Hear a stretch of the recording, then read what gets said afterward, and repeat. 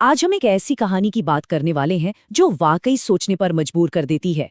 ये कहानी है मेमन सिंह लिंचिंग की। एक ऐसी जगह जहां एक अफवाह, बस एक अफवाह एक बेगुनाह की जान ले लेती है। तो चलिए समझने की कोशिश करते हैं कि आखिर कैसे एक छोटी सी चिंगारी ने इतनी बड़ी आग लगा दी। इस पूरी कहानी का जो सार है ना, वो इस एक लाइन में छिपा है कि किसी ने देखा या सुना नहीं। एक हिंदू व्यक्ति की हत्या हो जाती है, लेकिन ईश्वर निंदा के आरोप का कोई गवाह ही नहीं मिलता। ये एक ऐसा विरोधाभास है जो हमें इस घटना की तह तक जाने के लिए मजबूर कर देता है। तो सबसे बड़ा सवाल यही है ना, कि अगर कोई गवाह ही नहीं था, किसी ने कुछ देखा सुना नहीं, तो फिर एक आरोप इतना जानलेवा कैसे बन गया? कैसे बस एक अफवाह ने एक इंसान की पूरी जिंदगी ही खत्म कर दी? चलिए इस पूरी कहानी की परतों को एक एक करके खोलते हैं। तो सबसे पहले हम जांच के नतीजों पर नजर डालते हैं। क्या कोई सबूत था या ये पूरा मामला सिर्फ हवा में उड़ी एक बात पर आधारित था? जो आधिकारिक जांच के नतीजे हैं वो काफी हैरान करने वाले हैं। इस कहानी के केंद्र में है दीपू चंद्र दास, सिर्फ 25 साल के एक हिंदू नौजवान जो बांग्लादेश के मेमन सिंह में एक गारमेंट फैक्ट्री में काम करते थे। अब ये बयान देखिए, ये इस मामले का सबसे अहम पहलू है। बांग्लादेश के काउंटर टेररिज्म फोर्स यानी रैपिड एक्शन बटालियन ने एकदम साफ कहा कि उन्हें ऐसा कोई सबूत नहीं मिला जिससे ये साबित हो कि दास ने फेसबुक पर धार्मिक भावनाओं को ठेस पहुंचाने वाली कोई भी बात लिखी हो। ये जांच का एक बहुत बड़ा खुलासा था।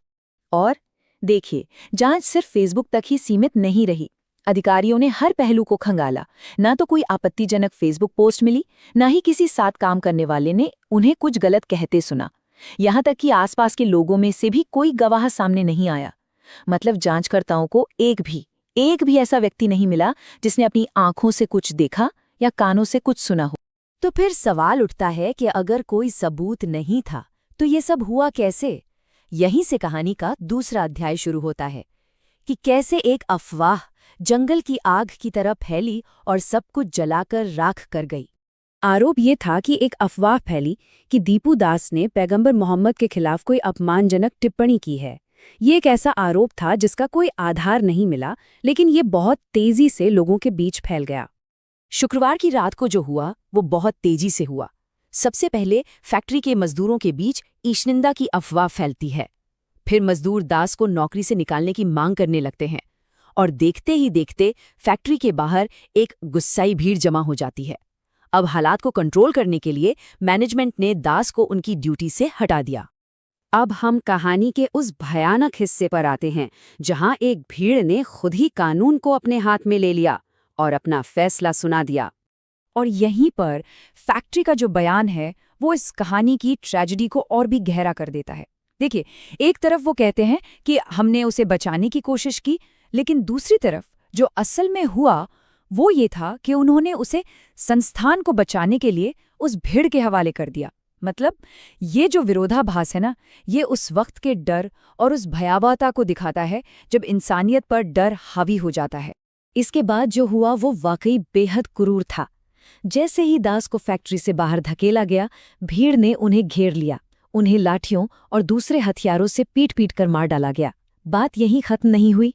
इसके बाद उनके शरीर को एक हाईवे के डिवाइडर पर लगे पेड़ से लटका दिया गया। फिर शव को आग लगा दी गई और ये सब करते हुए नारे लगाए जा रहे थे और वीडियो भी बनाया जा रहा था। इस जघन्य अपराध के बाद अधिकारियों ने क्या कदम उठाए? आइए अब जरा आधिकारिक प्रतिक्रिया पर एक नजर डालते हैं। जांच के बाद इस क्रूर हत्या के सिलसिले में 10 लोगों को गिरफ्तार किया गया। ये इस बात का संकेत है कि अधिकारी इस मामले को गंभीरता से ले रहे हैं। लेकिन सवाल ये है कि क्या ये न्याय के लिए काफी है?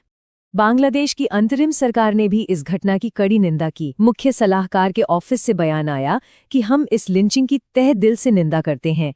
नए बांग्लादेश में ऐसी हिंसा के लिए कोई जगह नहीं है। इस जघन्य अपराध के अपराधियों को बख्शा नहीं जाएगा। तो इस पूरी कहानी का सार क्या निकलता है? एक बेबुनियाद अफवाह और एक खोई हुई जिंदगी। ये घटना हमें बार बार याद दिलाती है कि गलत सूचना, मिस इन्फॉर्मेशन कितनी खतरनाक हो सकती है, और जब भीड़ खुद कानून बन जाती है तो उसके परिणाम कितने विनाशकारी होते हैं। और अंत में ये घटना हमें एक बहुत ही गंभीर सवाल के साथ छोड़ जाती है कि जब एक भीड़ ही जज, जूरी और जल्लाद बन जाए तो फिर सबूतों का क्या मोल रह जाता है? ये एक ऐसा सवाल है जिसका जवाब हम सभी को मिलकर खोजना होगा, ताकि भविष्य में ऐसी कोई और त्रासदी न हो।